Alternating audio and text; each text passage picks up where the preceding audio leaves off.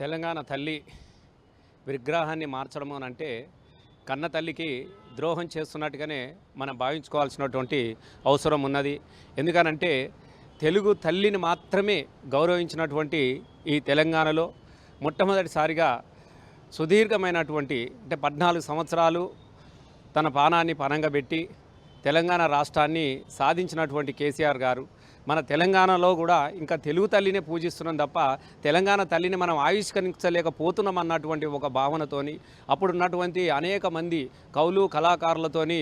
చర్చించి తెలంగాణ తల్లికి ఒక రూపాన్నిచ్చి, ఎందుకనంటే మాతృదేవోభవ అని అంటాం, కన్న తల్లిలోనే మనం దేవతను కొలిచే గడ్డ మన తెలంగాణ గడ్డ కాబట్టి ఆ తెలంగాణ తల్లిని కూడా ఒక దేవతగా భావించి ఒక గౌరమ్మ తల్లిగా భావించి చూడగానే ఒక గౌరవము ఒక భక్తి భావం కల్పించే విధంగా దేవతలైతే ఏ విధంగా అయితే ఆవిష్కరించబడ్డారో తెలంగాణ తల్లి కూడా అలాగే ఆవిష్కరించబడాలి, అలాగే గౌరవించబడాలి అన్నటువంటి ఒక ఉద్దేశంతో